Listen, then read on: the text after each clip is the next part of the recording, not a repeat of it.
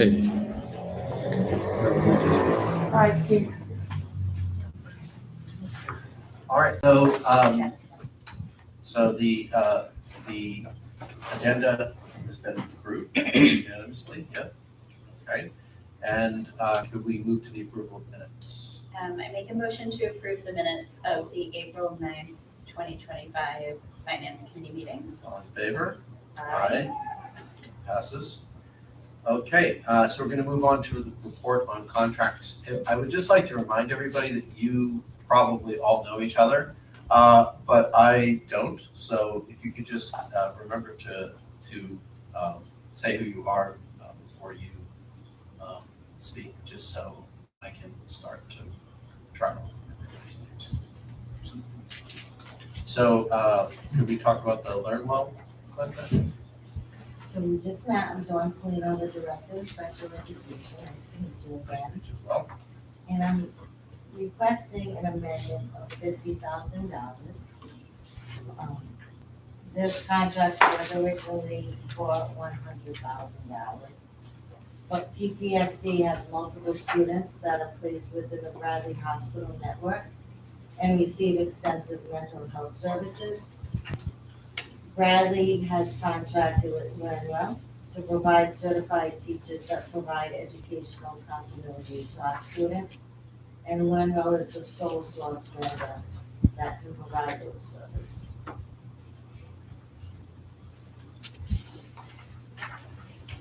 Okay. So, do you have any questions? I don't think, I just want to clarify, so in the staff recommendation on page 1, on the summary form, it says that if approved, the contract will begin May 1 of this year and end June 30th. Is that just because that's the amount that's needed for those 2 months? For the rest of the year. For the rest of the school year, okay.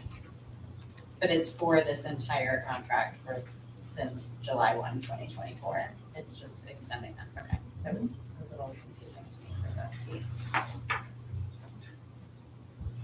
So, in terms of the budget, I'm not sure who would be best placed to answer this, probably you. Is this money that was budgeted, is there money that was budgeted elsewhere that can cover this? Is this? So to be correct, we'll have to find money in our operating budget to cover the additional $50,000 that is requested. I feel more than confident that we'll be able to cover this amount, seeing that the special ed department has been doing a fantastic job of bringing students back into the district. So we're seeing lower than projected dollar amounts in our special ed district placement. But this is one area I don't think that there's any way around with not paying for the services for our students. Right. Yeah, I just remember in a previous discussion we had about the, some of the funds, that some of the contracts, I know it was mentioned that sometimes we contract with companies and we designate an amount of money towards that particular contract, and then those people don't end up being in a position to supply us with the faculty, staff that Yes, would we saw that was use that with the funds. speech. Absolutely. Yeah, so I was wondering if there might be other funds designation. Okay, I just want to make sure we're not running the credit. Absolutely. And if we are, That's why we're know that we're doing it. Yeah. Thank you. And we will make that, I know that there's a little, on the staff recommendations, we'll make that change for the 7/24 date to the 6/30/25 date. I think that is the correct designation for a contract. And we'll make that the full. Excellent. And I think just my follow-up question, which you may want to wait and answer this later in the meeting, but based on this request and this trend where we are seeing that our out-of-district placements in special education are lower than projected for the year, but costs such as this are going up, might we see later this evening in the budget or in the ordinances, a shift in that funding within the special education department or not? This contract is not only for special education, this is for all students that attend PPSD, that are in mental health programs, that need to be hospitalized, and we're seeing a trend with more students this year than previous years being hospitalized.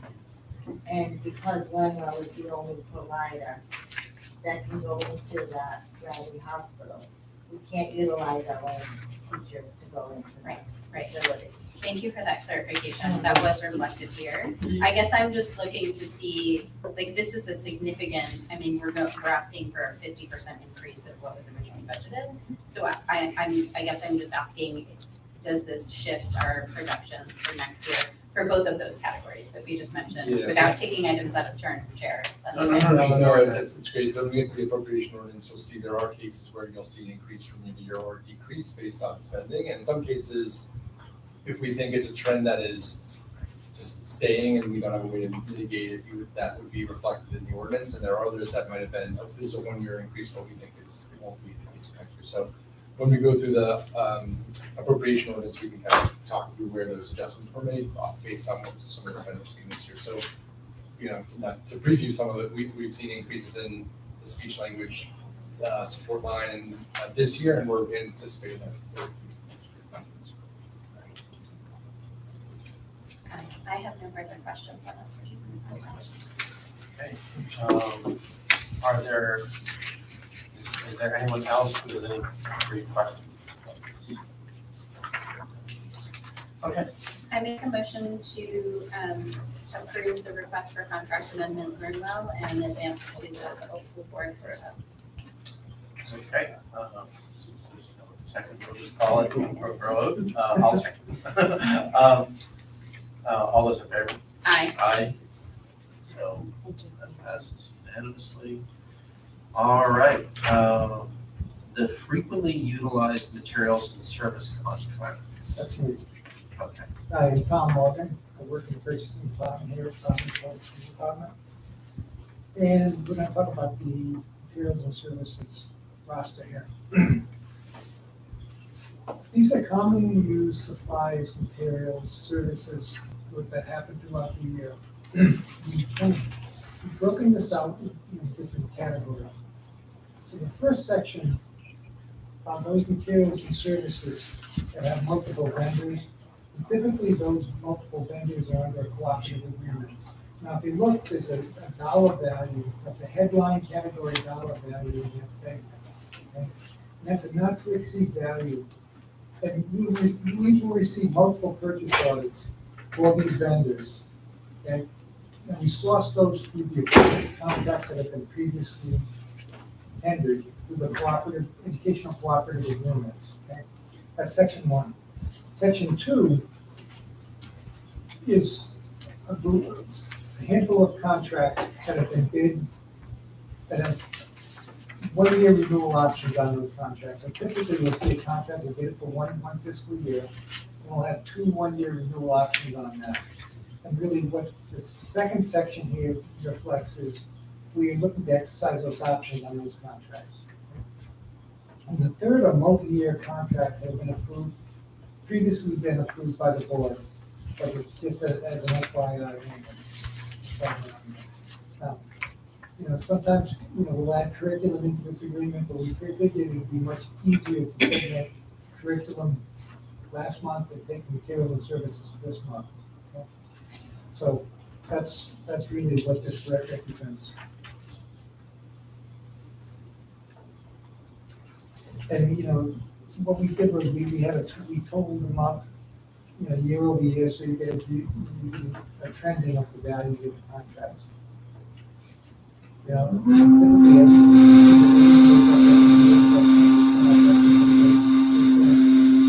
less spend in other categories, but typically it's flat.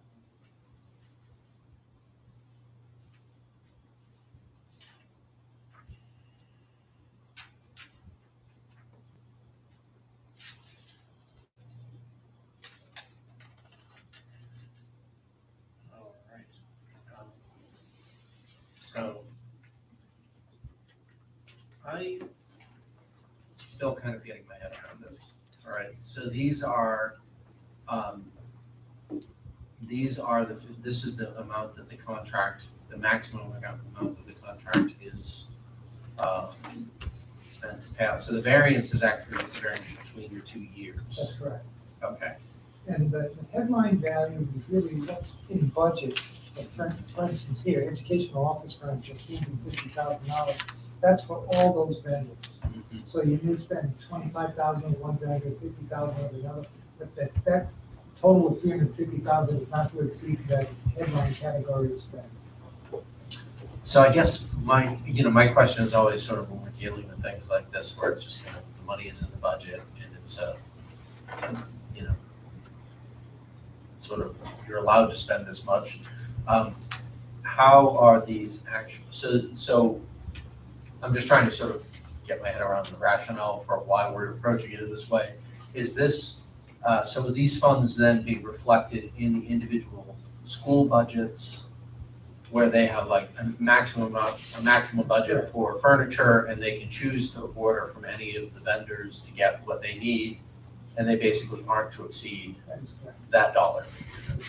So the budgetary control is sort of at the level of the individuals. So these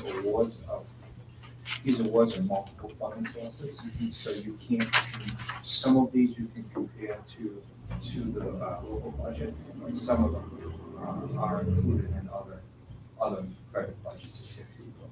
So some of the education expenditures or the office supplies could be in multiple other areas, but we're coming to say, we're seeking approval. This is what, I mean, we can maybe change this form or format in future years, but this was the format that was requested from prior members. Just kind of stuck with it But to your earlier one, how do you control expenditures? It is based on the school and the department budgets for furniture. That is, overspending is managed at the department or school level. So these just give you the authority to purchase a dollar amount, but the control for not spending more or less is based on, not spending more is at the individual school department level. So the budget, the allowable budget is being set, the total allowable budget is being set here, divided up among the individual schools, and then it's their responsibility to make sure that they're staying within. our responsibility, make sure that they don't. Right. Yeah, I right, totally. but they're the ones making the individual decisions on how those dollars are spent. And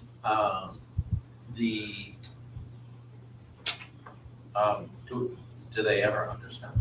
Yes. Okay, so sometimes there's. Yeah, so we're seeking approval for what we feel is the worst case scenarios too, so we don't have to come back and say, oh, by the way, I need an extra $10,000 because XYZ school had more money budgeted for furniture. They don't want furniture, they really want to buy more Chromebooks. So we want to come back and say, hey, let's add $10,000 to Dell, because we're going to underspend in WB Mason, let's just say. Right. So we're asking you for potentially worst case scenarios within these categories for these vendors to spend for fiscal year 26. Right, and allow the schools the flexibility to Absolutely. determine when those And not dollars are get spent. caught up in bureaucratic red tape to wait for a board date to say, oh, where we exceeded the allowable that the board approved for these categories. That makes sense? That does make sense. Okay. So, and I don't know that I can think of a better way to present this off the top of my head. There's so many different procurement methods in different categories. You know, Right. previous members said this was potentially the best way to go at it instead of coming individually, because if not, we'd have an individual contract for each one. So historically, if you look at the first student, we already came before the board 5 years ago to ask for an approval for first student busing. We're coming back to you to say, hey, for the next fiscal year, the dollar amount that we think worst case scenario for first student, including for daily bus runs into field trips, is going to be the amount that we're presenting to you. The only thing I might find helpful in addition to what you have here would be if you could add a column to the far right, which would be the percentage of the total budget reflected by the variance. Does that make sense? So like how much of the total budget is the variance? Because just when I looked at, I just was looking down, I got sticker shock when I saw 728,000 Yeah. for increased transportation costs, but if the total budget for transportation is 52, am I reading that right? 52 million. Oh, no, yeah, this is, I think this is all the categories added up. That is, Not Oh, that's all they transportation. getting. Yeah, Oh, that's the total variance. Why was I looking at, where was I looking? Oh, I'm sorry. Yeah. 455, yeah. Yeah, I was looking at the wrong one. Percent So increase. I got, so I got a bit of sticker shock when I saw a $455,000 Correct. increase, but it's out of, I knew I was on the wrong track. I was like, wait a minute, transportation gave me that much. But we're paying, $15 million a year in transportation, so it might be helpful just to kind of contextualize it from a quick overview. Which I didn't do that math, it's not, but just to make it more intuitive, perhaps. Yeah, so it's a 3% increase. So I imagine that's, That's how I looked at, with they did in their contracts, 3%, 3% escalator. yeah, so, Water, I guess. right. So maybe that point would be helpful to reflect in some way, like where this is, like when is this an increase because you're needing to increase the service? Or where is it an increase that was already pre-decided within Gotcha. the original Okay. contract? Absolutely. Does that make sense? That would Absolutely. be, Maybe Yeah, quite just helpful. some sort of note or asterisk, Absolutely. footnote, whatever works in Yeah, the yeah. actual chart that way, Yeah. is that? It's based on budgetary needs, it's based on the escalator that's built into the vendor contract. Absolutely. So I think, that makes a difference. given the complication of all of the, as you said, this is very complex stuff, there's a lot buried in here.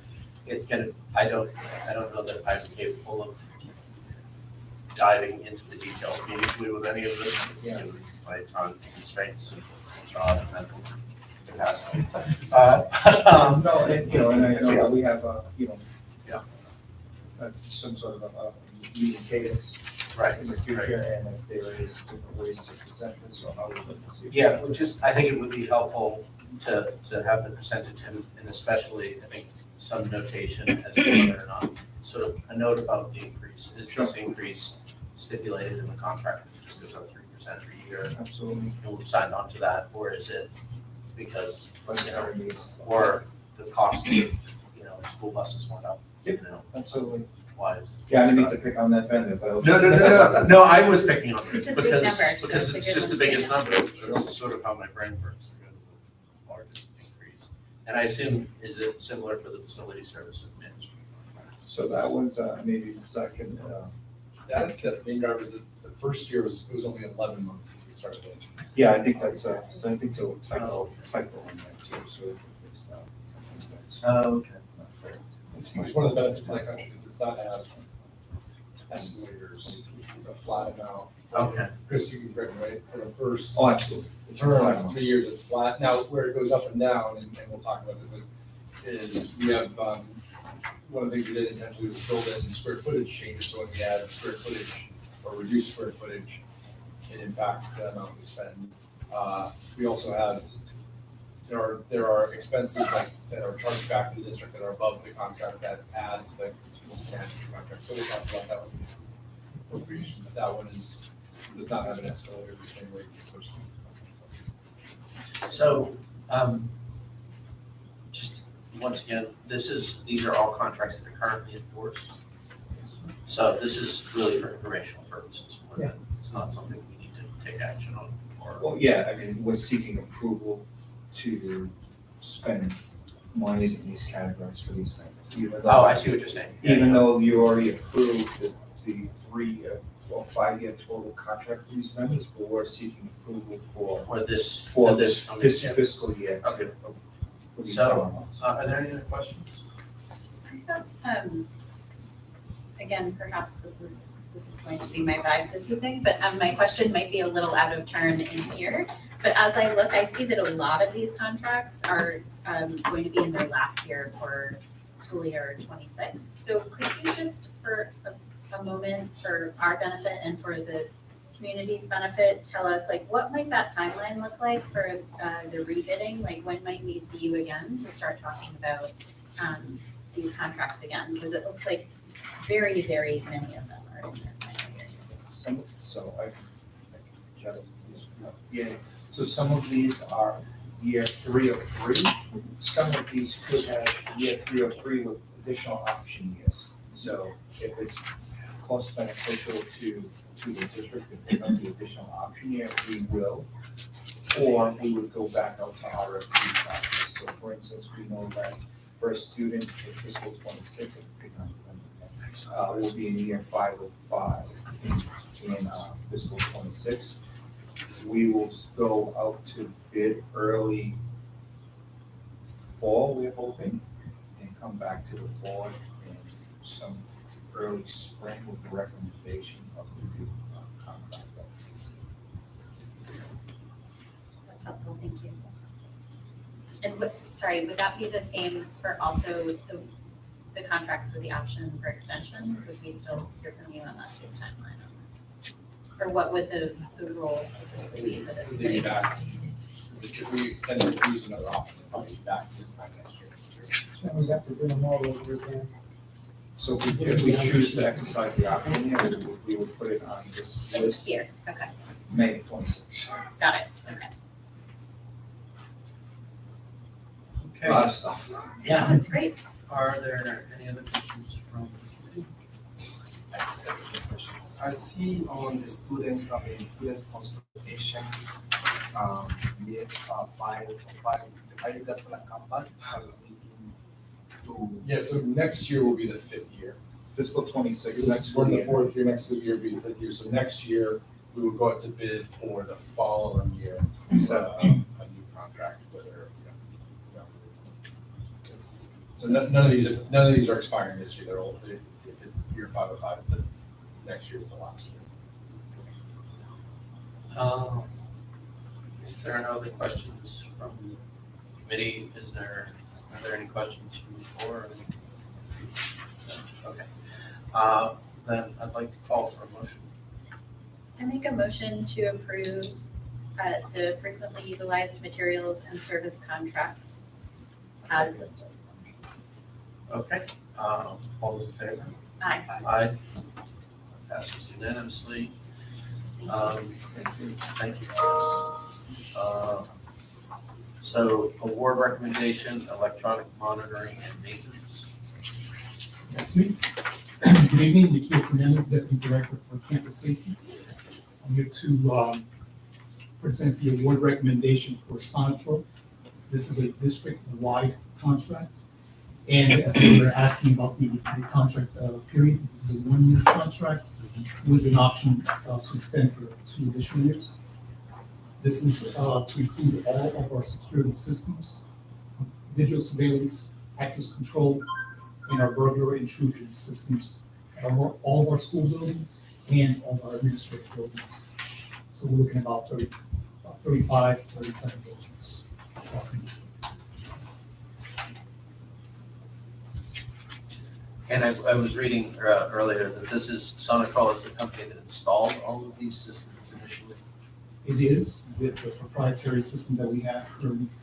We are evolving to a new standard, obviously new construction, we have a new security system. So we have a variation of technologies across the district. So they're maintaining what we have across the entire district. And so are the new facilities that we're building using Sonatrol technology as well? No, we're currently using the Motorola Vigilance system Okay. to allow, newer 21st century technology. So that's what's our new standard across the new buildings. And you feel confident that Sonatrol is capable of doing They are certified in maintaining all of the systems that we're using? And so they do, like at William Debate, or is that an example? That's a good example. New technology with Sonatrol still monitors. They monitor our intrusion system, and once the warranty lapses, then they It would pick up the maintenance. Okay. And is it possible, I mean, are there other, just for the sake of asking, Are there other companies that are capable of managing the existing Sonatrol, even though it's proprietary? No, So they, no, we would have to swap out the entire district-wide system that we have in our legacy buildings. We would have to change those out.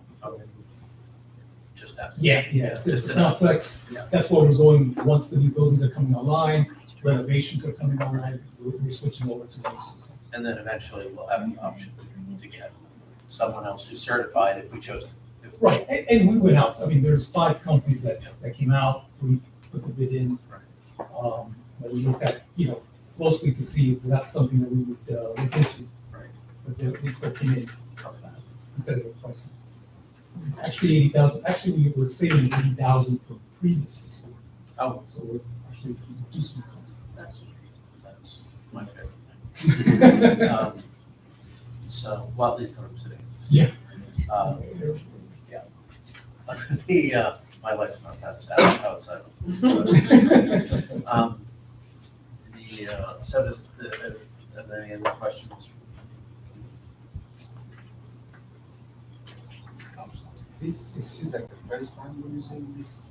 No, this is the incumbent. I think they've been here about 30 years. Right? Yeah, so they've been here a long time. Any other questions? Were there any questions from the floor?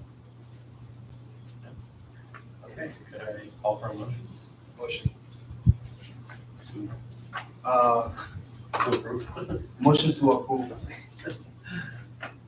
Second. All those in favor? Aye. Aye. And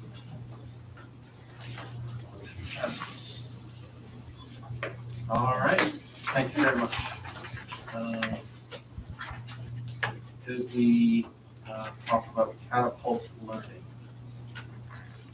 So Chris Matisse, Executive Director of Finance, my coordinator of the federal programs could not be here this evening, so I will do my best to try to explain the in and outs in respect to that SBA approval for this contract. So this is a contract that went out for RFP.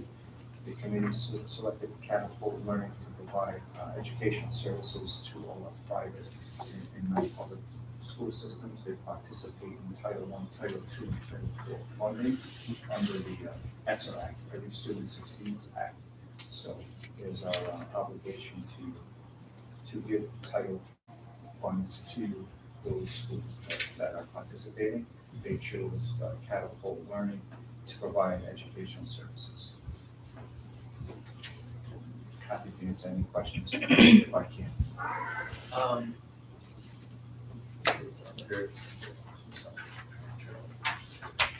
So, reading through this, it seems like this is one of those situations where both the obligation to provide these services and the funding to provide these services is coming from the federal government.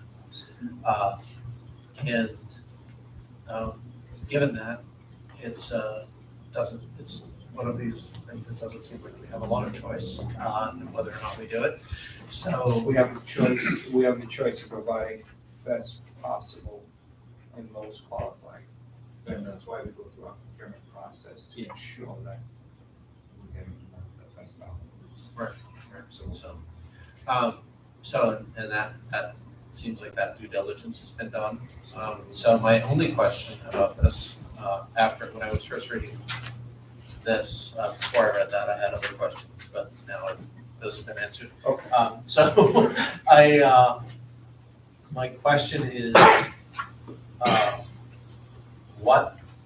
I don't know what the specific language of this contract is, but what hypothetically would happen to some of the, and this is not just applies to this contract, but to others as well, if we are spending federal dollars that we are obligated to spend by federal law, if at some point the federal government decides not to give us those dollars, great question. is there language in the contract that says that It's subject to. this is subject to?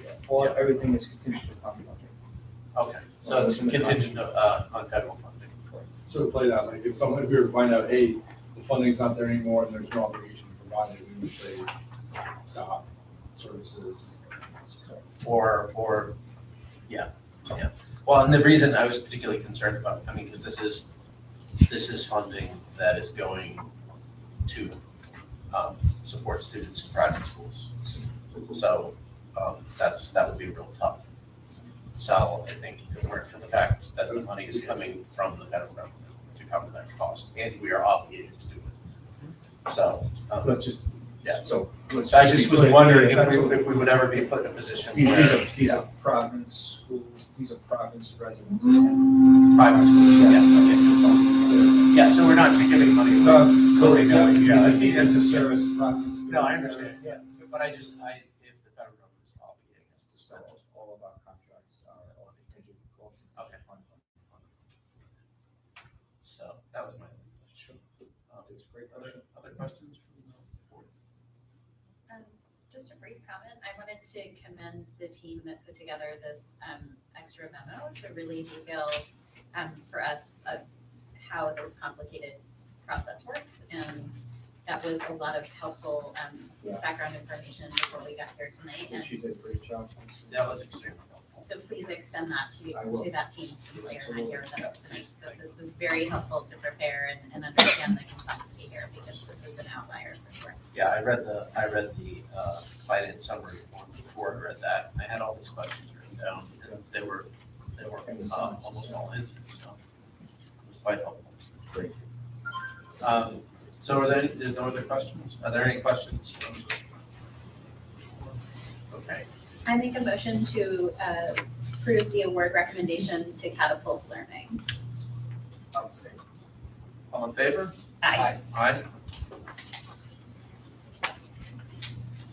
Okay, so, could we have a presentation of the recommendation for food services division contract?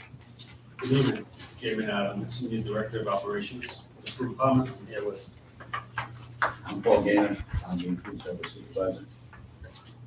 So before you is the contract that we're looking to award to the incumbent right now, Sodexo, for the food service manager contract. Just a little quick history of how this came through.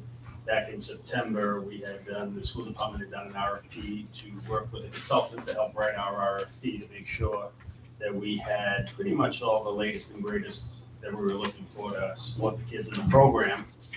We were able to select a vendor from there. In turn, the school department then worked with the contractor to develop the RFP to go out and hit the streets. From there, we ended up receiving 4 qualified bids. Amongst those bids, we then had asked that everybody do a group presentation, which we videoed and displayed with the team members to review, to see the comprehensive contract and proposals. On the third page of the proposal is the committee that was devised to kind of come up with that. So what we were looking for at the time on this committee, you'll see the titles here on the side, but we had 2 operations staff, we had 2 finance people, we had 2 current principals, 1 elementary, 1 secondary. And at the time, we had solicited 2 family members, community members on the outside, and unfortunately, towards the end, one of them had to pull out. She didn't have the time to thoroughly review all the packets and score them appropriately, so she asked out. So we ended up with 8 instead of 9. We also had a district wellness member on that committee as well. So that's how we came up with the 8 people who scored the sheets, went through, we turned them all in, working with the contractor. We were able to score them on all different categories, a lot of them weighted by money. Right? We wanted to make sure that we had those covered. We were able to send that in, we compiled the overall scores, and the winner on our end was the Sodexo food service contract. And that's who we're looking to remain, who's been here, I believe, 30 years as well, along with some of both long-standing team members. All right, so this was a, if I read it correctly, this was like almost a year and a half process, right? Yeah, because initially it was up for bid last year, but due to COVID, they got an extension. Okay. So we're working on a 1-year extension currently on their contract, which ends June 30th of this year. So we had started the process, ultimately decided to go find a consultant to work with the school department to make sure we have all I'd say one thing that's unique too about the food services contract is RIDE, there's some pretty prescriptive RFP language that RIDE requires because there are state law and federal laws that you need to comply with, so they have a lot of kind of boilerplate RFP language that we use, it's kind of standard to comply with the federal grant. Especially, federal grant. Because the other thing I mentioned too, which, another thing that's unique about this is obviously you see a large dollar amount, but it is all paid for by the federal breakfast, school breakfast and lunch program, so none of those dollars hit the district's budget each though, and this is was part of the financial analysis, there is a kind of what they call a return in these contracts, which is the money above that is given back to reinvest in the program, either for equipment. And so that was, Sodexo had the largest annual return to the district, meaning that it's the one that was investing more in the program. Okay. Are there any questions from the committee? Yeah, I just want to say this. I'm also the chair of the Health and Awareness Committee. I just want to say some thanks for those amazing jobs in our schools, and they also have like a community with need to empower the students and when they have concerns. So I'm thankful. Yeah, I would echo that I've heard from, I know parents from the Parent Advisory Council have participated in that. I know that in the last few years, they've really upped their game, Sodexo, with making connections in our schools with students and families, trying to do surveys and finding out what's working. And obviously they're somewhat constrained within following those guidelines of what they need to do. But I think that we've seen some significant improvement and collaboration in the last few years. So I would agree with Chairman Hengbo that they've been a good partner, and a good continuing partner. So I'm glad to see them. Sorry. Okay. I don't have any further questions. Are there any questions from the floor? No? Okay. Can I ask for a motion? Motion to approve. Second? All those in favor? Aye. Aye. Thank you. Thank you. Okay. So we are now moving on to approval of funds from the Bradford Cleveland Trust. Hi, James Scott, former Director of Intergovernmental Affairs, current principal at EQ High School. It's a pleasure to be here with you, Mr. Chairman, Ms. Hughes, Mr. Mahingabo, nice to see you both again. Joined by Gina Sylvia, Head of Guidance. So this is this is a great thing because the Bradford Scholarship costs the district nothing. It's a charitable trust that was established under the control of the city by ordinance in 1974. And it awards scholarships to students who show sort of grit and determination and are graduates of Providence schools. Scholarship fell dormant for a number of years and was unearthed a few years ago by someone in Mayor Laws's administration and is sort of administered jointly by the city with support from the school department. So Gina and I worked together on it for 3 years. It's lived in a couple different places at Providence Public Schools. But essentially, the way the scholarship works as a funding mechanism is any kind of sustainable scholarship, there's a certain amount that's the principal balance, it's never touched. So whatever the Hinkman Trust consists of, the city finance office will reach out every year and ask, what's available for scholarships for the Bradford Trust, and they'll do it based off of market conditions. So unfortunately, we've had, since we first started the process, it was about 115,000 available. It's been a bad couple months for the market, so it's down about 105 now. There's also on top of that now of what's come out to 105, the $25,000 appropriation for the Providence Promise, which you'll hear next, also comes out of the Bradford Scholarship. So it varies from year to year. It's a sustainable thing. It's a wonderful gift for our students. Gina, one of her takeaways last year is, can we increase the amount? We asked the city and they approved it. So we're going from a $750 award to a $1,100 award, which really helps our students this time of inflation.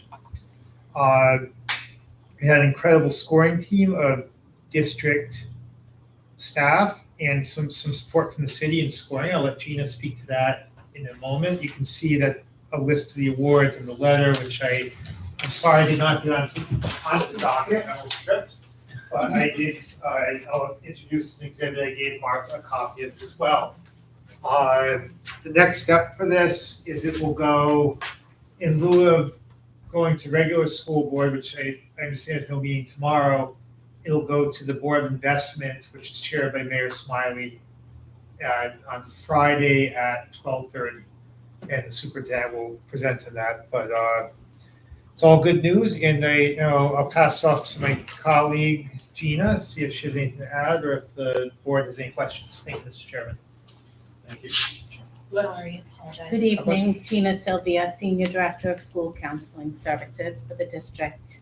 So every year, we have awarded this for several years. This year, it was 95 students are able to get the $1,100 scholarship. So it's a wide group of students to benefit from it. So it's an excellent opportunity.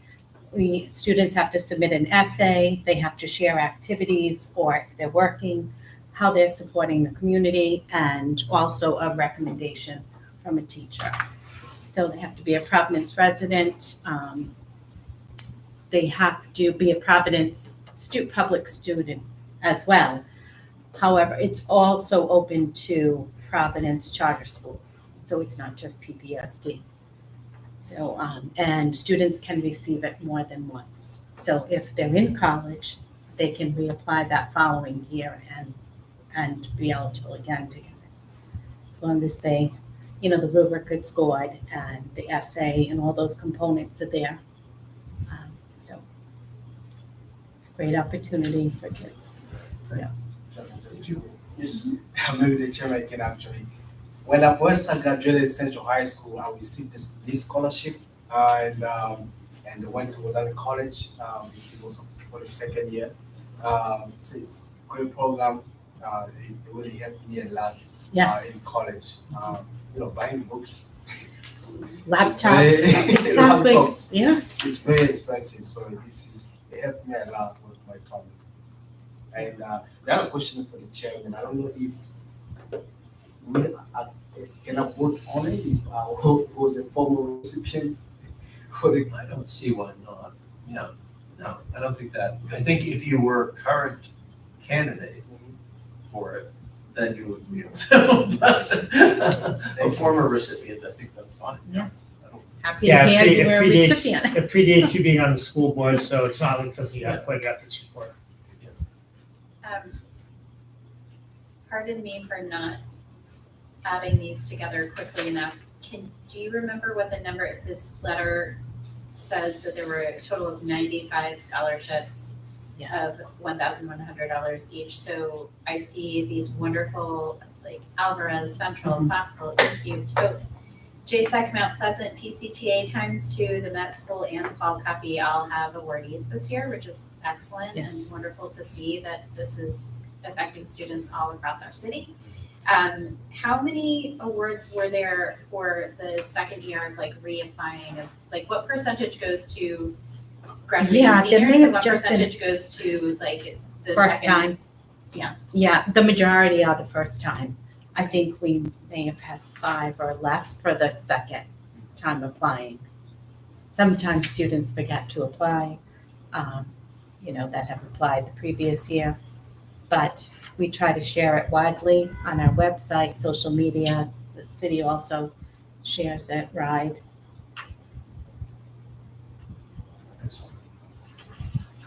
So,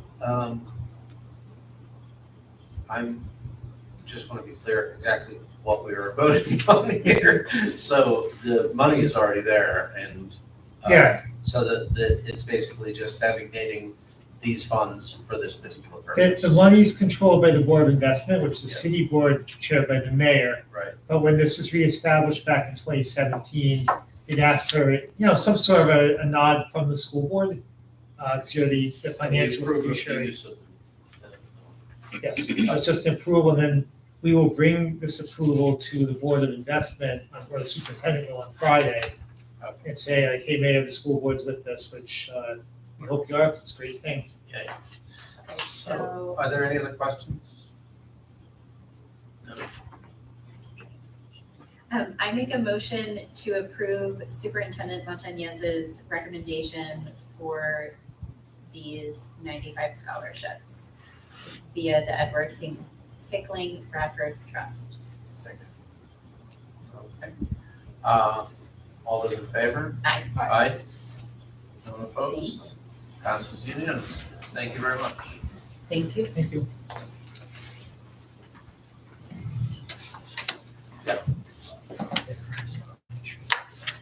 Okay.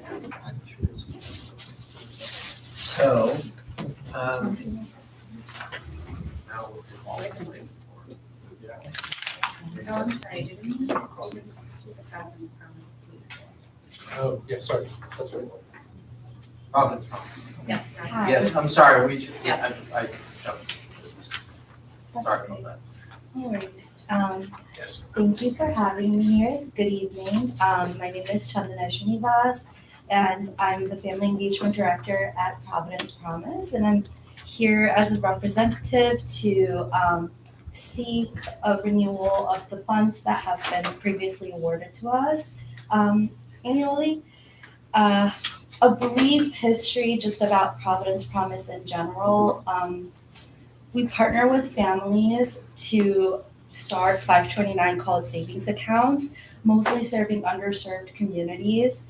We also invest in families by offering a $100 scholarship amount that goes directly into their account, as well as following that up with a monthly, students have the capacity to earn up to $250 with us in early scholarships that we again deposit into their 529 accounts. And we also provide a robust family and youth engagement program that offer a variety of wraparound services so that families are continuing to stay engaged. Since 2020, we've awarded over nearly $1 million in early scholarships that are going into their 529 accounts, and this money is not stagnant. It catapults on itself.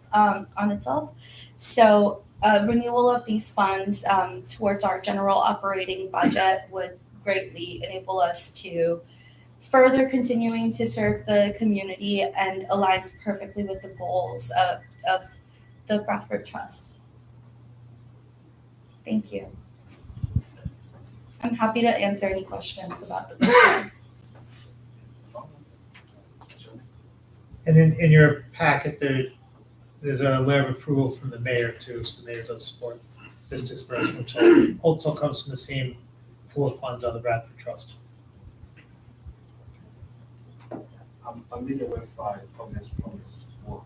I did some volunteer back years, with the Providence Promise. But all the advocacy that you guys do, we have family confidence, save for college stuff. It's a great goal. So thank you. I'm excited to see this alignment between the Bradford Trust and Providence Promise, and it's exciting to have yet another item on our agenda tonight to help students succeed after they're done with Providence schools. This is exciting. So, Is there any other discussion, questions? No? I make a motion to support the recommendation for the Bradford Trust to designate, or for Providence Schools to designate $25,000 of funding from the Bradford Trust to Providence Promise. A second. All those in favor? Aye. Aye. And that passes unanimously. Okay, sorry about that. No, that's okay. Thank you.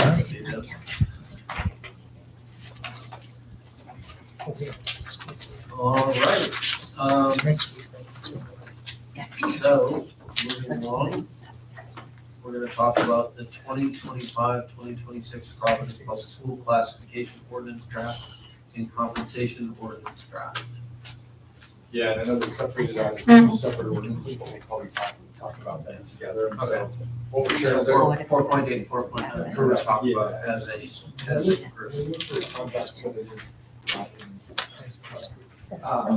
So what you have, what we're handing out is a presentation, not a ton of additional information, but somewhat of a way to guide us through the conversation about the different ordinances. So might be talking between the presentation and the documents that were shared.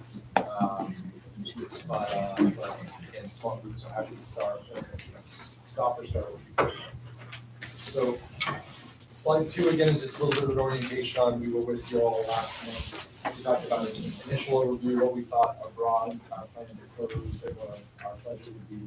And what you'll see this month is the details of ordinances that we see as kind of our official. Slide 3 is just a recap again of a little bit of what we shared last month, which were in general, we see city aid increasing slightly, but that's counteracted by energy credits. Increases in state aid, with more to come in June. We've had some updates even since then with some uncertainty around federal dollars. We see our standard expense growth of 2 to 3%, which on a $450 million budget is 9 to 13 million, and some continued growth in the high areas. So all that is to say, not the hardest year we face, but always one that we have to make some smart decisions, particularly balancing potential changes at the General Assembly at the end of the calendar year. So to skip then to just an overview of the ordinances for those who've either been with us or new. 3 ordinances. The first is the appropriation ordinance, and we'll walk through that and probably spend a decent amount of time there. It describes funding by category and is organized by uniform chart accounts, which is what the state uses to categorize spending across school districts. It covers spending by local funds. So this is the local budget, which is state and city. It doesn't include federal dollars. Compensation ordinance. This includes positions and salary ranges for the upcoming year. So you'll see where positions are added or removed. This is positions and titles for all funding sources, and you'll see those noted by some of the colorations on that ordinance. And then the last one is classification, which then looks at positions and FTEs by department, and again, it's across all funding sources, local and non-local. Slide 6, and then we'll start getting into the ordinances. Again, a bit more context, but is around revenue. So much of this is similar to what we shared when we were last month, but I will note where we have seen some changes. So the biggest change that we saw is that I think when we were with you, all that was officially out was the governor's budget, and I think state aid at that point was flat or slightly down. We knew we would see an increase in March because of we had seen enrollment growth over the course of the year, and we knew that our free and reduced lunch numbers were going up. So that was something we had planned for. The March date updates came in slightly better than we had expected, about $1 million or so, and that was based on higher increases in the number of MLL learners that we had, as well as the percentage of students who were qualified for free and reduced lunch. So I think we had projected. If you look at that subtotal line, a change of 9.6 million from last year to this year in state aid. I think when we were with you before, that was close to flat, though we projected a roughly $8.5 million increase or so. So that was good news. But I think most of the other, the city aid has been set, and most of the other items had been set too. One thing I will note is you'll see the line for fund balance. That is the use of reserves. And what you see for the March date updates assumes that the student success factor does not pass in June. So if that were to pass, we would no longer be using fund balance, and then we have some additional revenue. And you can talk through the kind of our priorities to spend that if that were to come through. But it is still quite uncertain at this time about whether it'll pass. And certainly, it's not an all or nothing. Sometimes the General Assembly will do something in the middle or make some other adjustments that would yield more funds, but not the full amount. So again, better news since we were here last time, because we thought we were going to have to use all of our reserves. Here we're using 2/3 of it, which again, not something we want to do, but that would be our plan if we need to. So before we get into ordinances though, obviously lots we can talk about on revenue, so I'm happy to pause and take into any of your questions that you have on revenue.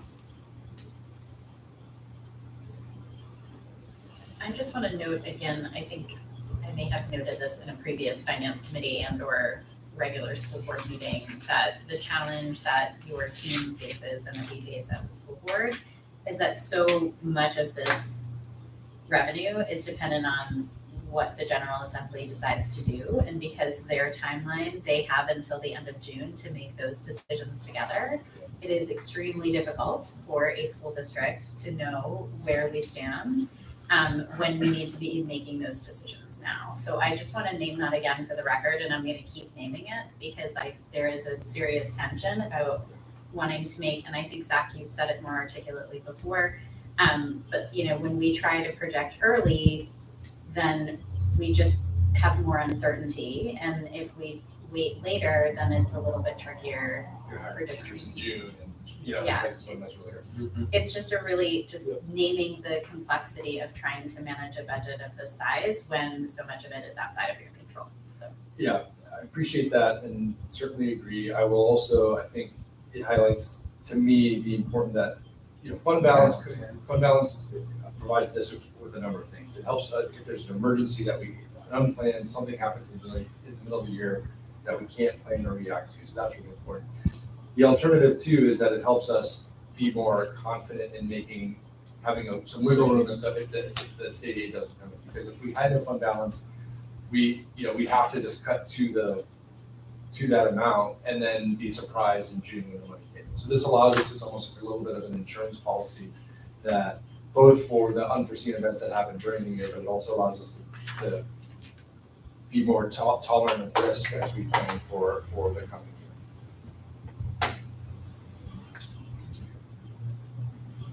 Any other questions? So I think that the probably the best place to start is the appropriation ordinance, and frankly, the same thing. It's most instructive to look at the 2-year object code comparison, which is our 2025.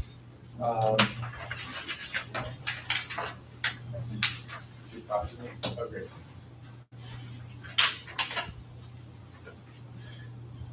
So it's fiscal 25 to the budget. It shows what the changes, that percentage increases from year to So year. the 2-year comparison is the appropriation compared to the prior year. So you can see where the main changes are. So happy to go about this in any order. I think what I'll plan to do is you'll see, and we can kind of toggle between the PowerPoint and this, but the PowerPoint is it's organized by different categories. So maybe we'll talk about each category in turn, and then we can talk through where there are changes, and then I'll try to highlight some of the major changes, but then we can give people time to ask questions that they may have. So first one that we'll spend some time on is salaries. Obviously a huge, the biggest line in the district, given that's where most of our spending is on people. And you'll note it's broken down into several components, the majority of which is kind of base salaries for all staff. So we're projecting a roughly 2.9% change, which is $5.5 million. I'll walk through the other components, then kind of share what are driving some of those changes on the salary line, because that's probably where most of the focus is. Substitute teachers, some of what we're seeing, this is based on in-year numbers we're seeing on substitute expenses, and so that's leading us to increase that number slightly.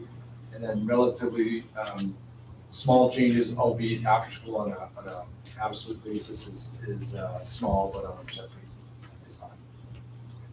On salaries, I think I'll share with some of the major changes that are driving this number up in both directions.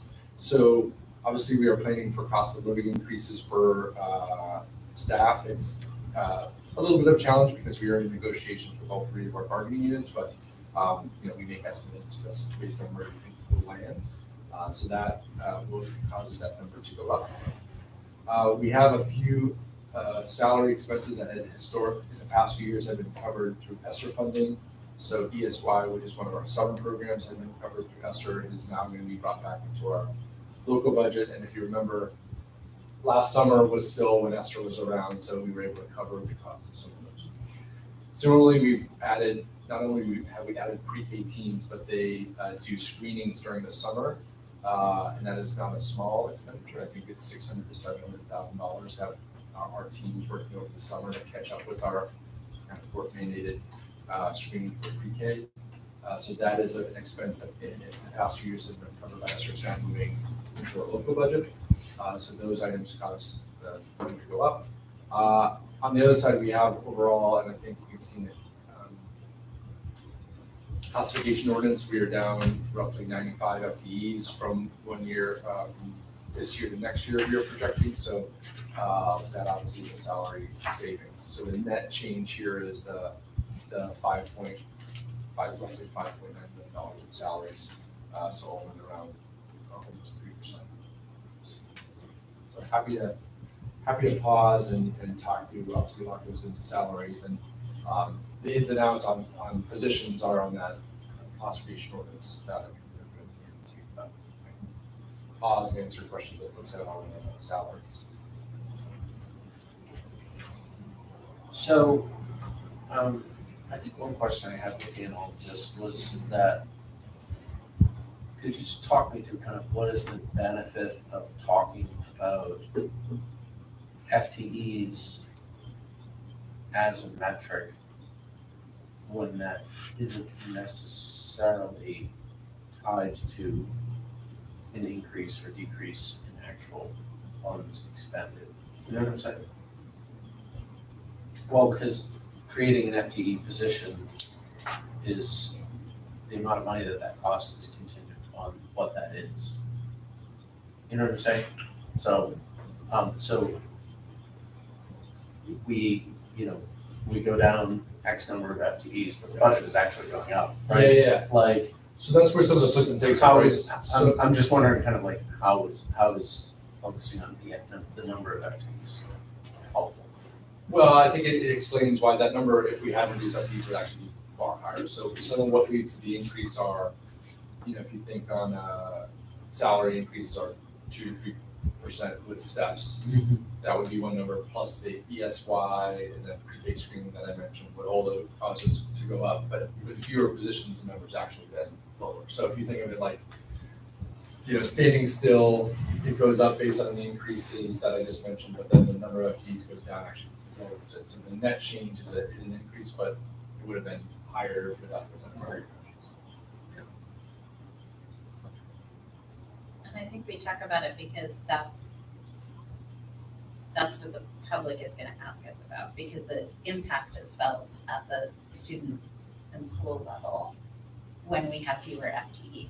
Like, it does not matter to a kindergarten student in their classroom that their teacher did or did not move up a step, or that, cost of living increased X and Y. It just means that there's one fewer person working in their building. And so I think that the challenge is, like, it's difficult to have any staff reductions. I think that most folks in this room would probably agree that, like, most schools right now feel like they need more qualified adults, not fewer. But our budget is our budget and our revenue is our revenue. And so in order to meet these rising costs, both because we have different responsibilities, but also because costs in general are going up, that requires the reduction of FTEs. There's just no other way around it when such an exceptional part of our expenditures is salary and benefits. Is that a fair way of describing that?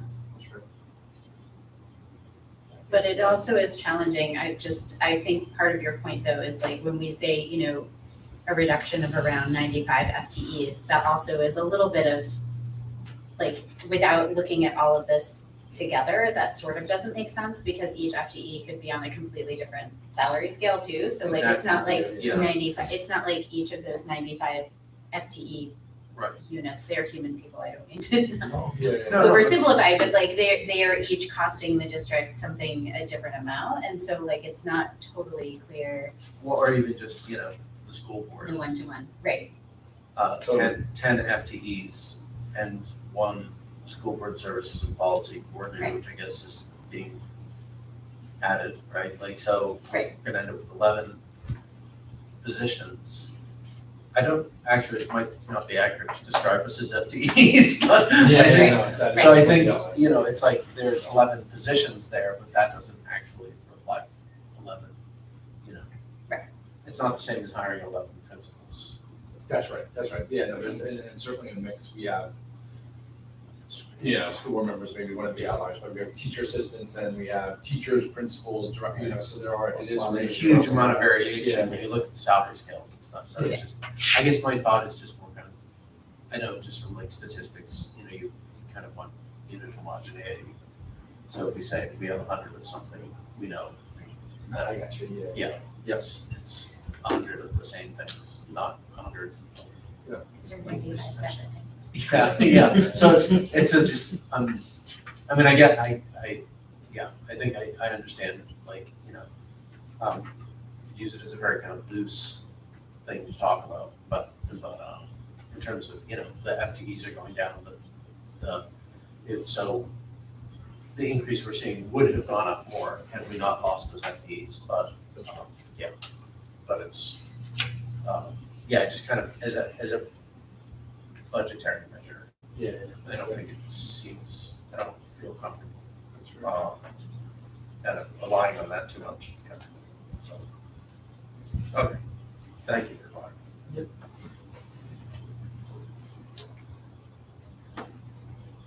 Yeah, so let me move on to benefits, which it's, you have to flip the, I probably flip the page, because they're not next to each other in each row, but we organize them here because they make a lot of sense to talk about salaries.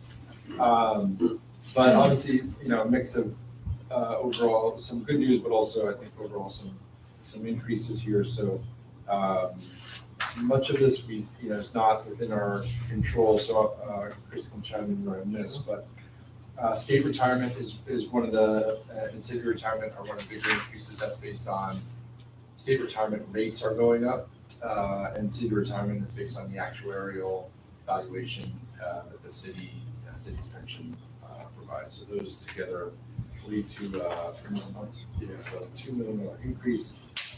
Medical, again, is something that is based on, we are work with the city on this, and so while there's a decrease in employee medical, we are seeing an increase in retiree medical. And then you see things like FICA, and FICA is the main one that typically is going to track with your salary line based on wages. Unemployment, we saw this year a decent spike. For FY25, we increased our budget knowing that we were going to probably see higher unemployment this year. And so we expect to see not as high as this year, but still some sustained unemployment. So that's where you see the 2 million there. So all in on benefits and salaries, it's about $2.1 million.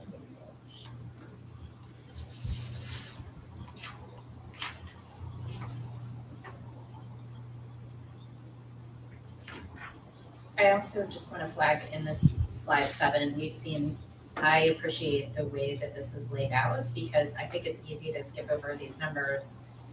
But when I look at the colorful bar graph on the side of slide 7, to really look and see that the blue is salaries and the orange is benefits and special items. And like, that's most of that bar, right? So again, I think the reason that we're talking a little bit about FTEs is that like that is what is driving, like that is almost all of our expenses are in our humans that are serving students well. So Right. that is why that feels painful, but it is also the primary driver of our expenses. So.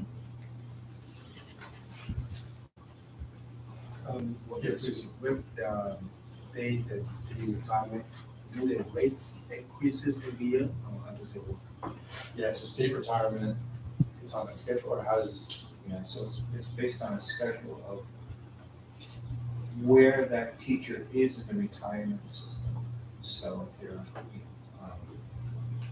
15 plus years, your or the employer's contribution to them is a different rate than an employee that is a 0 to 5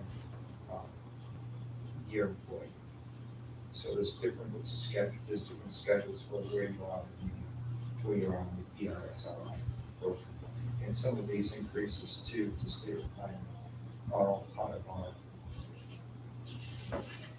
potential for contract negotiations as well. So if we have a raise for a certain bargaining unit, state retirement, the salaries go up 2% and the state retirement so that's part of why there's an increase there. Yeah.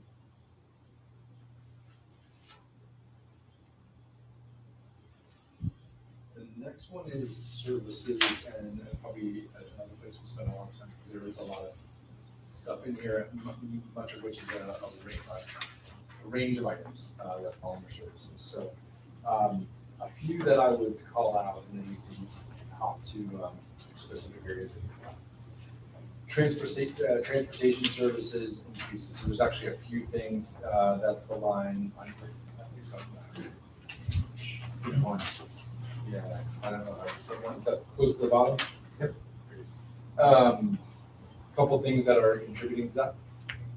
So one is the per student contract rate, which we saw in the last, was like 3%. So that is a good chunk of it. The next is that similar to our first student, we have students that go out of district and use statewide transportation, and those rates go up. Are they a few percent as well or higher? A little bit higher, which is another portion of transportation. And then the last one is we are projecting additional buses largely due to swing space for next year. So we have most of the past few years, we've had one school going into swing space while another comes out. We have two a semester and RFK, which also tend to draw from students relatively close. So we anticipate potentially needing to add buses to transport more students being eligible to swing space. So there's a lot that goes into that transportation line. So it's actually also, yeah, RIPTA, but RIPTA we don't project. No, I just want Yeah, to say what makes up the almost $24 million number. right. Statewide, in district, RIPTA. RIPTA is not an increase, it's a flat. It's a flat.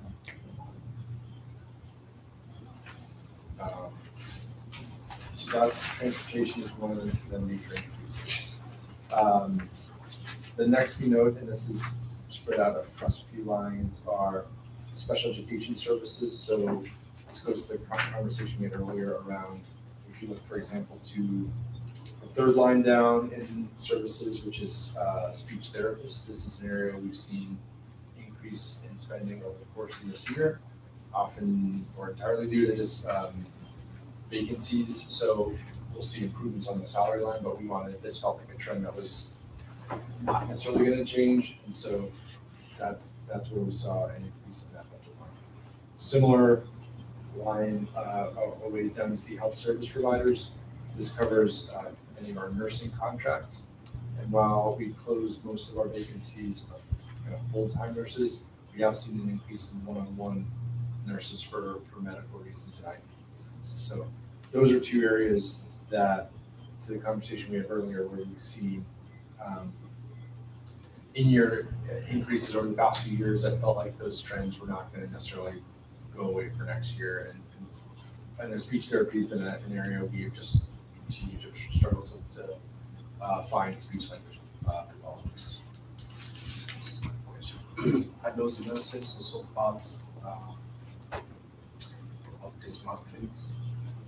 No, so these would be, we have nursing services.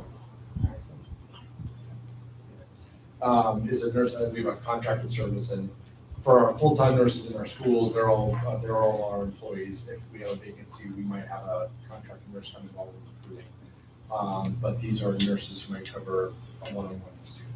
So we don't pay for the staff in the smart clinics.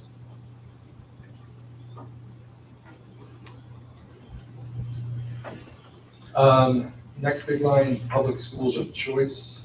Please. I mean, I did have a more, it might be a question or just an observation, I don't know, that the transportation, I mean, on this, the overall transportation cost went up by 10.32%. And the contract per student went up by 3%. Yep. And that was roughly 14 million, right? So, so it means that the remaining vendors or the remaining services actually must have gone up by significantly more than, went up by more than 10%. So, just the automatic 3% increase in the first student contract that I was a little unhappy about before, that might be a part. Yeah. They're more than happy enough. Yeah, because I would say, yeah, so it's both, it's a mix of increased rates as well as increased services. So the rates for first student and statewide go up, so that contributes to it, and more buses, additional buses. Plus, we have to add, so when Zach talked about the ESY program as well, so there's an additional cost on the transportation line to transport those students during the summer as well. So I think the number is 20 to 22 buses that we run during the summer to transport those students for the ESYs. So is that with first student or was that with other vendors as well? Okay, so that falls outside of the regular transportation. It falls within the contract, falls within that contract as well. It does. Is that contract, I think that contract was only about $400,000. Yeah, So- ESY isn't that, is ESY in the base contract? Yes. Okay. Yeah. And how much, doing math and applies isn't fair, but like, how much is, remind me how much statewide is typically? Statewide? Yeah. Sorry. No, it's fine, it's, It's a lot of puts and takes for statewide.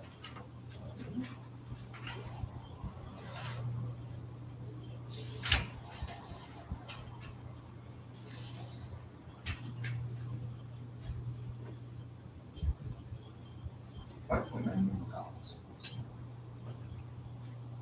Also in that line item too, also academic trusses too. okay, yeah. So that's all built up. Okay. All right. That was it. It's, it's one of, as Zach mentioned, the big three, so this is one of our largest expenditures, food service, buildings, and transportation, along with charter schools and non-traditional schools. So these are one of the ones, What are the big ticket items? actually, along with salaries and that as well. Yeah. Yeah, so then let's turn to the tuition, so that's on the second page. You'll see tuition in charter schools is up by 2.1 million, and that's both a function of number of students and the rate. So the rate is calculated based on last year's figures, and so Fiscal 24. fiscal year 24. So they, to calculate the rate for next year, they look at fiscal year 24 total district spend divided by the number of students. They take the total LEA contribution, the total amount provided by the LEA city. contribution made with the city here, was the contribution for that fiscal year, divided by the total number of eligible students in the city. So it's just not our enrollment, it's the total enrollment in the city. So the total enrollment in the city is 26,000 students. So we use the city contribution divided by the 26,000 students to come up with the rate of what we have to pay to each class. So the increase is both more students and rates going up, but also a preview that, of course, all where we're getting with the cities is good. It is next year we will see a fairly big hit, I think it's kind of like the rate's gonna go up. Right, so because we've reached a settlement with the city for the funding for PPSD to go up for fiscal year 2025 that we're in right now, then that rate, that's what you're saying, right? Because that rate will go up, the number of students. Next year, when we're planning for the following year, so Right. fiscal year 27, it's gonna look at this year's city revenue, which is up 25 years. Which, which Zach explained in previous presentations, that even though the city contribution of municipality is increasing, that dollar amount does not mean that it's directly money impact the students of Providence. So that money follows the students to the charter schools. So the city's giving us X amount of money more, but still more money going out the door to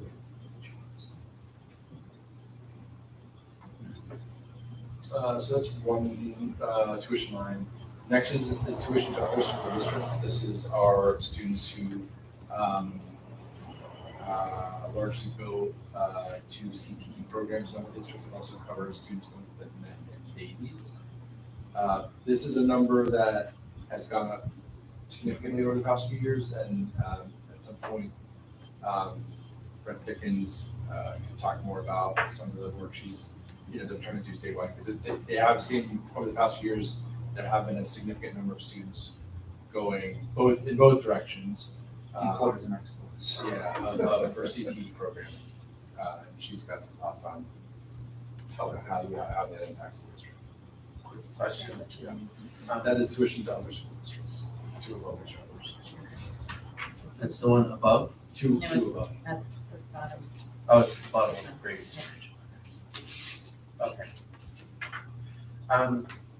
So what is tuition, the tuition line in In between? between, that is the special education out of district. Oh, So okay. it's a large number, but you'll see, like, normally, I think the rates are going up, as you'd expect, 3 or 4%, but we're projecting relatively flat, and that's because we've been able to bring more students back and projecting to be able to do that for next year. One quick question, the program with CCRI, where students can do classes at CCRI as part of their senior year, or, I guess it's a political program. Yeah, are those programs, is the tuition for those paid by the school district, or is that? Yeah, where does that, what line is that? Oh, okay. So yeah, if we do pay for that tuition inside the car, it's $100. Okay.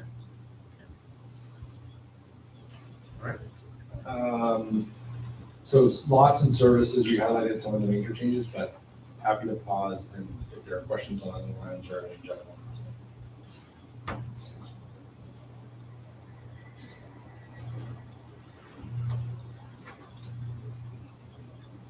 Does anyone have any questions?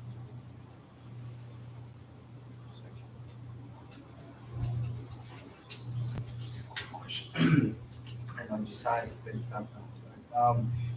for the charter school tuition, are we expecting this cost to increase let's say the next 2 years? Yeah, so certainly we're projecting to increase for next year. The following year, you will see the per pupil rate go up, so that will cause it to go up. And presumably there'll be more, I don't know if there's a school would be open that year, but if there's more students out there, that would cause that number to increase as well.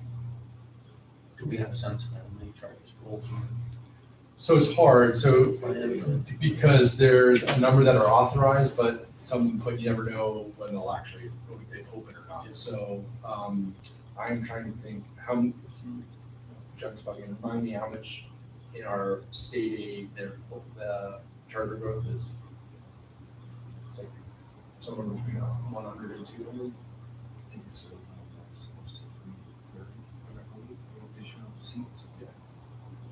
Yeah, in most cases, like, I don't think there's not a lot of brand new opening. It'll be, you're in 5th grade, and then you're gonna be 6th grade next year. So as they roll up, it's not that students necessarily are with us and leaving, they've already left, they're coming open out of our state aid. So as Chris said, it's about 300 this year, so give or take that number the following. And is there a point at which we imagine this stopping? I don't know, I mean, I haven't seen, I don't think there were any new approvals this year, so it's always,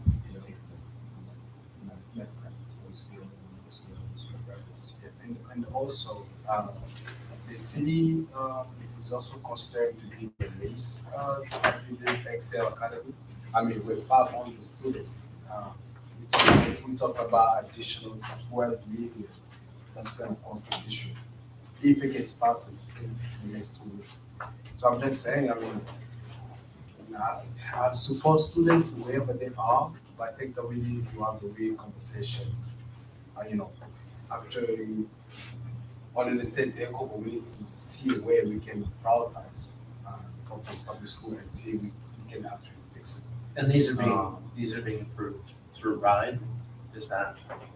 So, They already were approved. right. Like a lot of this, well, and they have to approve it if they meet the requirements based on what the state law allows. So like they're also following rules that they didn't create.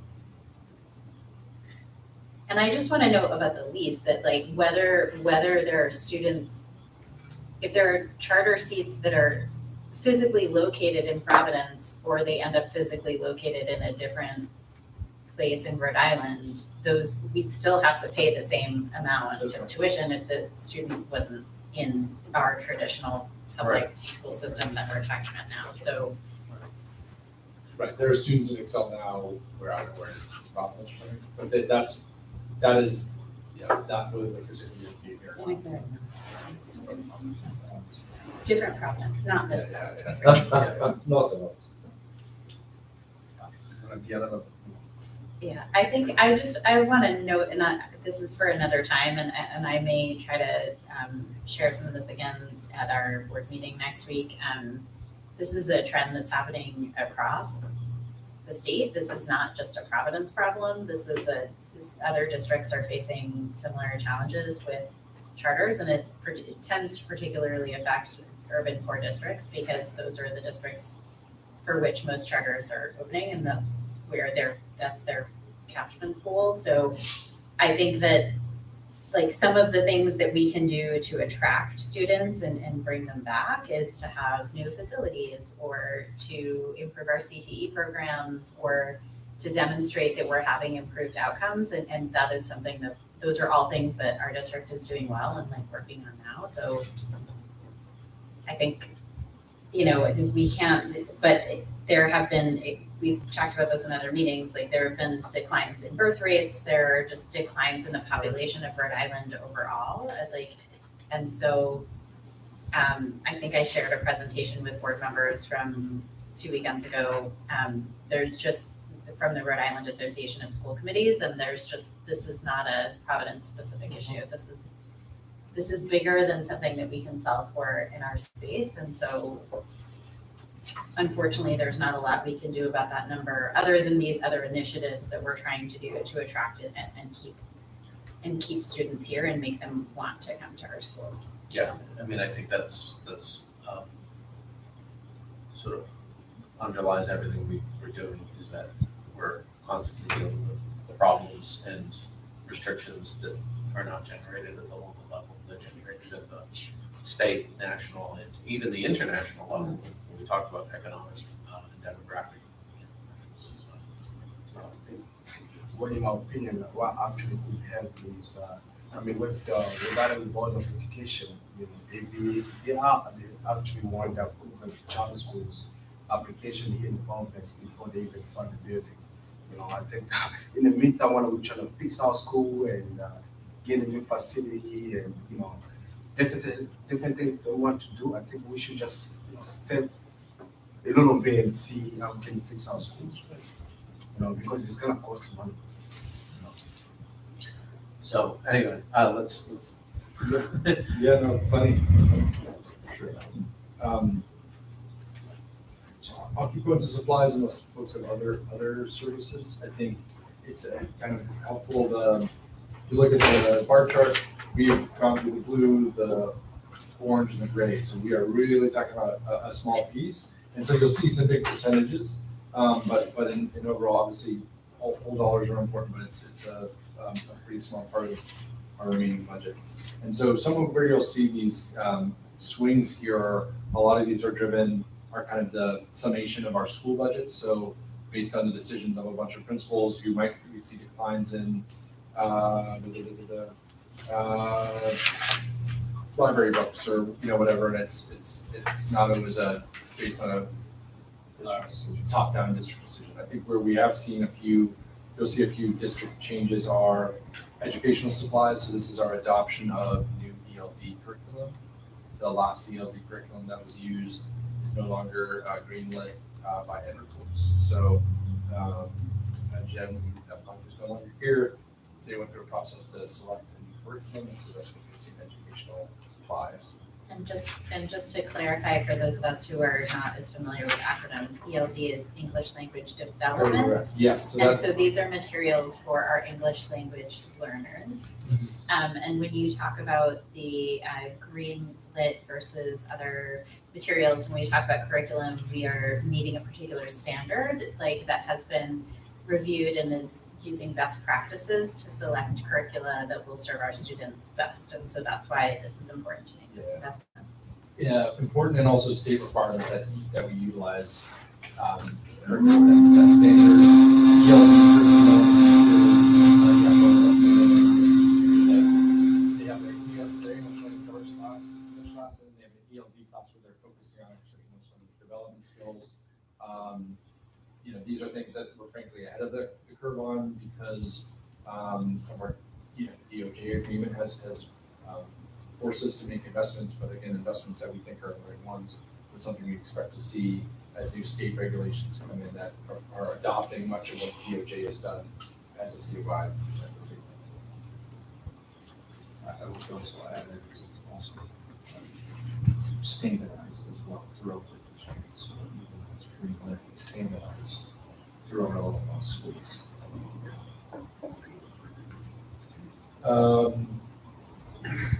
Then capital equipment, again, capital is a bit misleading. It's more just supplies that have a longer shelf life, so we're not talking about buildings necessarily, but it's equipment, it's furniture, and it's computers. There's no major top-down changes here. Mostly changes that were done based on school decisions during their budgeting season. So just a $300,000 swing overall, or $400,000. And then utilities are generally down. Important to spend a second on the electricity. So it is not because we expect to have more electrical use. It's that this year, through the settlement agreement with the city, we are receiving $3 million in energy credits. So our bill that you're seeing for the budget of 2.2 this year is probably 3 million understated of what we're actually consuming. So closer to 5 million. We then were able to sit down with the city and reach an agreement outside of that settlement agreement where we would essentially pay the city for energy credits at a discount. So we pay $1.5 million to receive $3 million in energy credits. Therefore, we will see instead of a $3 million increase with the settlement agreement on the way, we'll just see a $1.5 million increase. So kind of a win-win between the district and the city in terms of being able to take advantage of energy credits that the city might not be able to use otherwise. So that was the appropriation ordinance. The other ones, there's a lot of information, so I didn't have necessarily I wasn't thinking to go line by line for these, so that the compensation again is the list of positions and their salary ranges, and then the classification is by department entities, but absolutely go through either one of those in greater detail if folks have questions either about specific positions or overall changes by department. I never really answered this on the new city energy credit. Yeah. So it's just for a year, 2 years. How long are we talking about? Great I think it's gonna be. Yeah, we reached this agreement for 1 year, and I would think if it seems to work out, we will continue doing it. Obviously complicated by local control and all that, the timing of that, but this agreement just for next year. So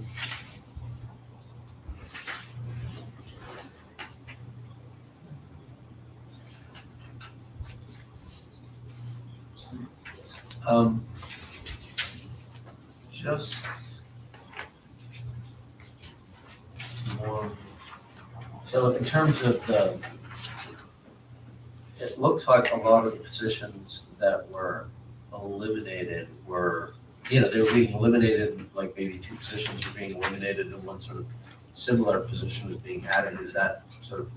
Yeah, there were some cases where we consolidating some of the work that would be done, so I'm trying to take a good example of that. So, there were a few human resources positions that the team did a small reorganization that led to, I think, the net reduction of 1 or 2 positions. But some of that was, again, to consolidate, you know, if you had to do overall reductions, in some cases that would be to, you know, add 1 and add 2. Yeah, yeah.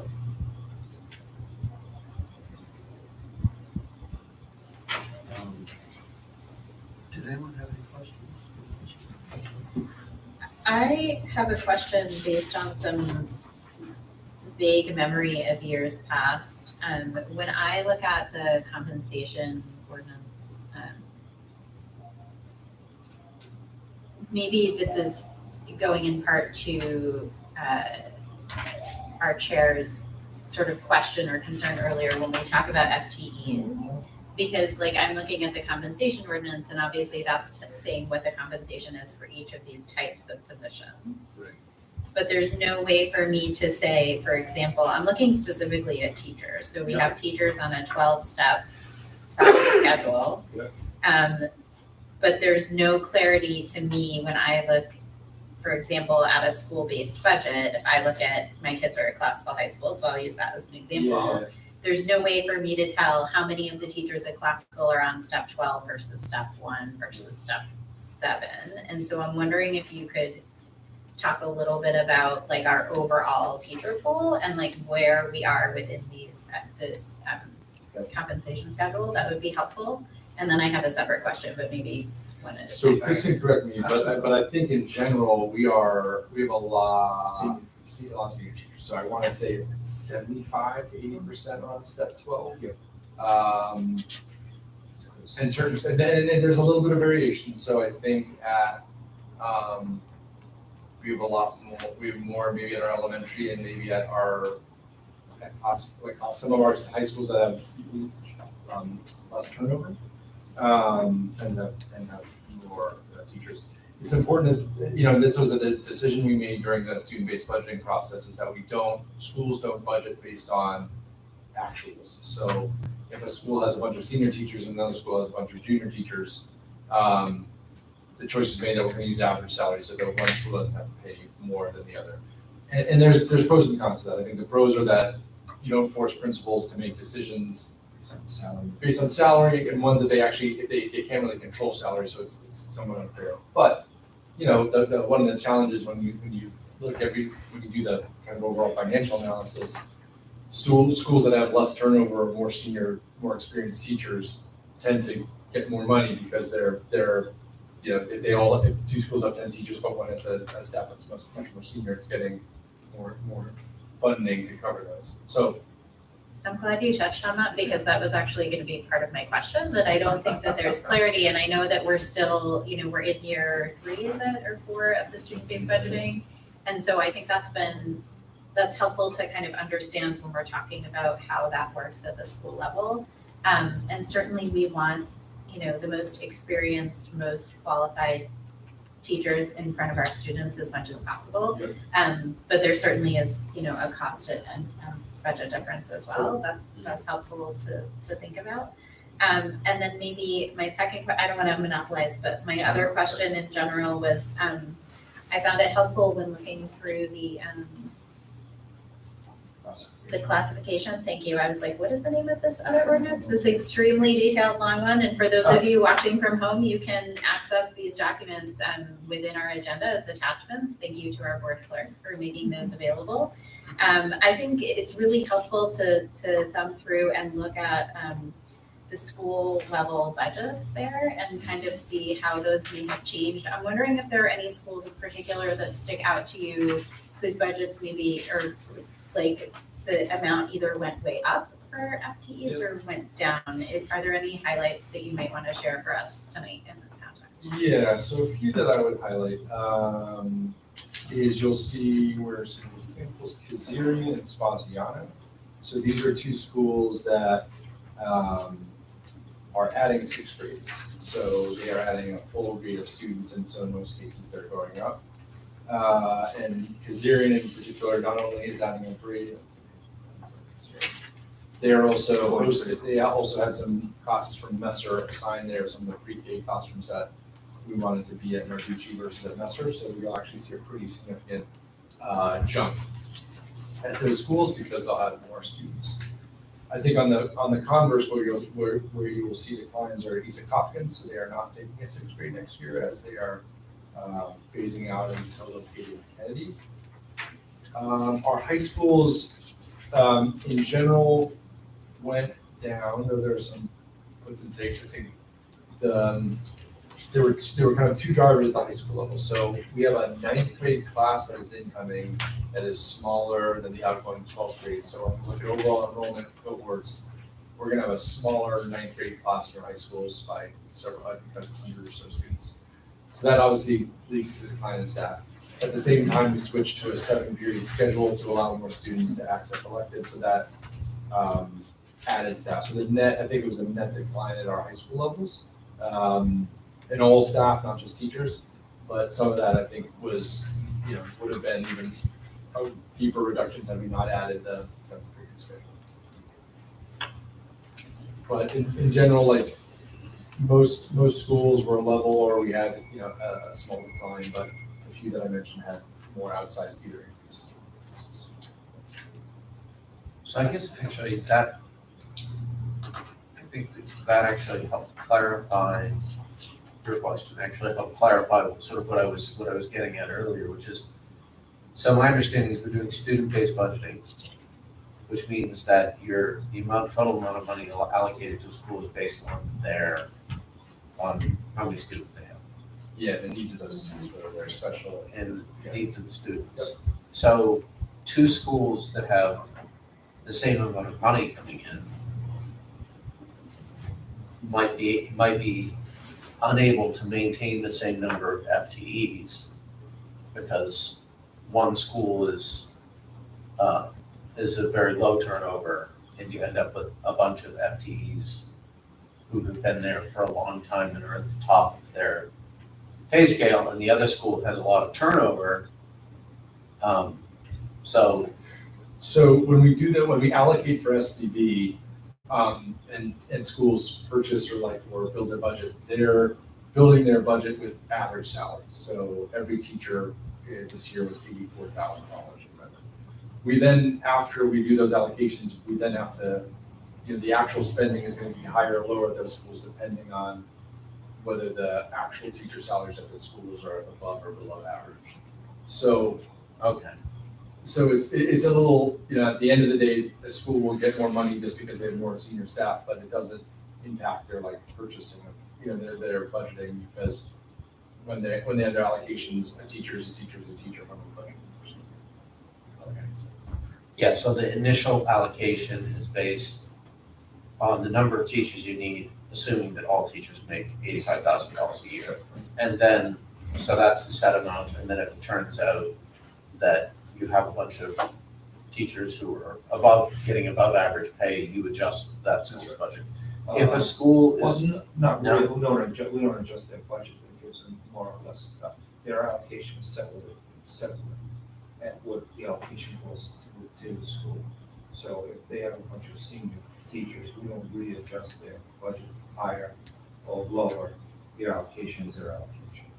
So then, But just to clarify, that doesn't mean if you have a bunch of senior teachers, you spend less on supplies or something like that, right? You would just, behind the scenes, you update it to. A lot of work behind the scenes. To reflect the actual spend. It doesn't change the decision-making at the school level, I guess. so it doesn't change their budget, but they are essentially gonna be over budget. Right. And then you But just. then other schools adjust would that be up. under. That's right, And the exactly, schools that are under budget don't get to use that money someplace else. that's right. So there are districts that say, we're gonna do it based on actual salaries, which, then it's more real in terms of how much they're actually spending based on staff salaries. The challenge that, having worked in a district that did that for some of their schools, you then have principals who either try to do stuff around, you make too much money and get rid of you, which is not something, A, you want people to do, but B, can't, the union contract doesn't you can't make personnel decisions in that way. So it was like rewarding people or penalizing people for things they actually have no control over affecting. So we have okay, this might, sometimes I say things and I think this sounds like I'm being more confrontational than I actually am. No. But we have student-based budgeting, but we don't actually have student-based spending. If you're talking about specifically around how the spending plays out for teacher, like staff salaries, then yes, I would say if you're thinking about student-based budgeting against the allocation method, then it does that. If you're talking about then how salaries are, how it impacts spending based on actual salaries, then It's just the sort of intent of the student-based budgeting, and this is my understanding of it, is that you don't want to have one school that has tons of resources, probably in a place where the parents make more noise about their school having more, and another school having fewer resources. But we might end up with a situation where you have a school where there's a very stable faculty and there's low turnover and potentially some benefit from that. And then a school where there's a lot of turnover and a lot of more junior faculty who maybe don't have as much teaching experience. If we believe teaching experience correlates with better teaching, which I would tend to think it does, then we might end up with an inequity between those two situations. So that's, okay, yeah, all right.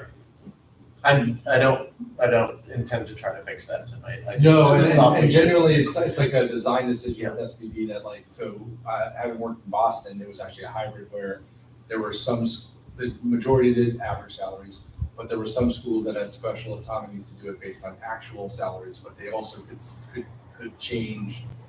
There was, flexibility in the union contract where they could determine where to hire teachers on the salary scale. So they tried to pair you did it based on actual because the principals actually had some control over it. Mm-hmm. But it's a tension, right? Like it seems unfair to say you both have the same number of students, but you have more senior staff, so you have less teachers. But it also seems unfair if you have to.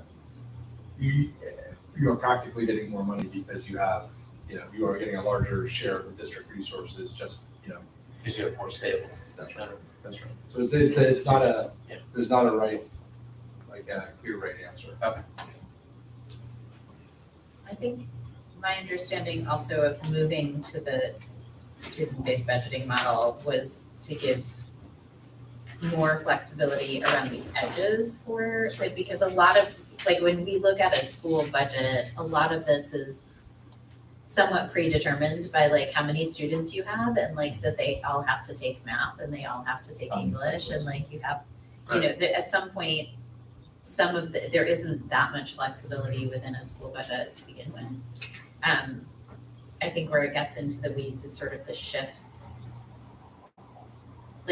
I think that's the other piece that we hear from the community about, and we will sometimes hear from particular school communities about that feel uncomfortable or not happy with the end result of how the decisions are made of which staff to keep or which positions to let go, or how that shifts over time. And so I think that's an ongoing tension, and I'm not sure how much of that really fits into this specific discussion.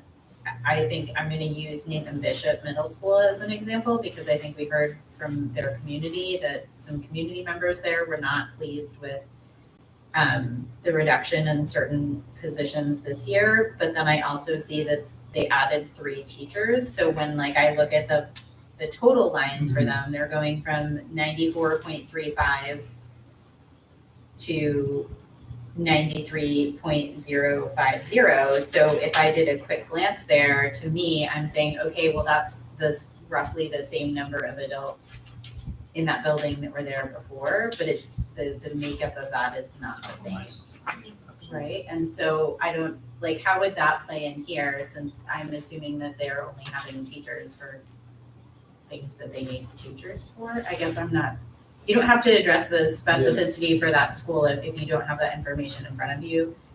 with speculation, but like, I think that this is where sort of the rubber hits the road. Like, this is where like the community will come to us and say, like, I don't like this. We had a student come and say, like, I'm upset about losing these positions. So can you talk about like how that plays out a little bit? So, and I'll stick with Nathan Bishop, and I think I have this right, I was trying to pull up the numbers. They are projected to have more students next year, so our sixth grade class is actually, I know I mentioned the ninth grade class is one that's going down, sixth is going up, both because our fifth grade class is a little higher, our current fifth grade, our rising sixth grade is a little higher, and achievement first is not taking a sixth grade, and so we would have normally, those students are not in the district, but they will not be able to stay with achievement first, so we anticipate some of them coming back to the district. So all in all, we anticipate more, so we want to plan for them and make sure there's space. So they're having more students next year, and they are taking one of the behavior classrooms that is currently at Hopkins is sixth grade. So to the point of, that's why they have more teachers. So one of them more teachers is they have more students, and they have some specialized programming that will support them. I think based on some of the reductions we had to made around the on school discretionary funds, so that like where you mentioned on the edge, that's where they had to make I think some decisions around. You'll see a culture coordinator and director of school operations. So those were ones that were reductions. So it's a couple of things happening here. One is more enrollment that is leads to more teachers. But with less discretionary funds this year, there were some decisions around those positions where there was, they weren't required for kind of basic school operations. So that's where we saw some, there were some increases and some decreases at that specific. Sorry, I keep asking a lot of questions. So, and on that point about the discretionary funds being lower this year, can you, where, maybe it's not reflected in a specific place here, but can you tell us, is it in this deck a little bit, to think about like how did that look differently? Obviously, schools are different sizes, so that number is different, but like how did that shift this year versus the last year? So we had it, one of the weeks we had was essentially discretionary for schools above the kind of basic staffing. And there's other areas where they can make decisions, but that was a pure like not tied to full classroom teachers. And across the district, it was like $3.5 million. And so to help close some of the other, based on some of the budget pressures we had, it was a $3.5 million reduction spread across many schools. So you can think of it as being, that's like 50 or 60,000 at a small elementary, or 150,000 or so at a larger middle elementary school. So those were the reductions some of those schools felt coming to this year in terms of discretionary funds. I think that might be something when we talk about this at the board meeting, to have it reflected in the, like, these are some of the questions I think our community members, parents, families, educators, and you probably did say it somewhere in there, but I think just reiterating that, because again, I think our task as a finance committee is to be fiscally responsible with these numbers, but our task as school board members as a whole is to serve our community and help them understand how we're all making collective responsible decisions to meet student needs as best we can within a limited set of resources. And I think that that's a question that's come up, I think, in different ways. And so I think being able to share and speak on that a little bit and be clearer about how that discretionary budget at the school level really shifted from school year 25 that we're in right now to school year 26 as we're looking for next year. I think that might be meaningful for folks to understand better.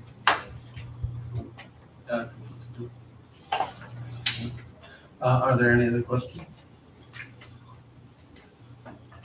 No questions? I would move that I would ask for a motion that we, if everyone's okay with it, approve 4.8 and 4.9 together. And by approve, I mean recommend to the full board that, Motion to approve. Items. So all three sets of ordinances, yes? yes. Second. All those in favor? Aye. Aye.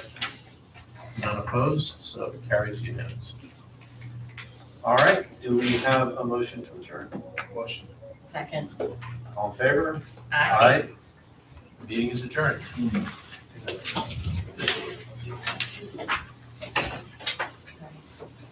No, it's fine, and we're actually. We're scheduled from, wait. Yeah. Are we overdone? Yeah, that's all right. No, it's 5:30. Is it? Yeah. For this. Yeah, yeah. meeting, Not bad. The other ones? Thank you all for your level Well, of these- detail and attention. These meetings are always shorter than our actual board. Oh, yeah, well. Yeah. I mean, that's not hard to be shorter than those meetings. I did want to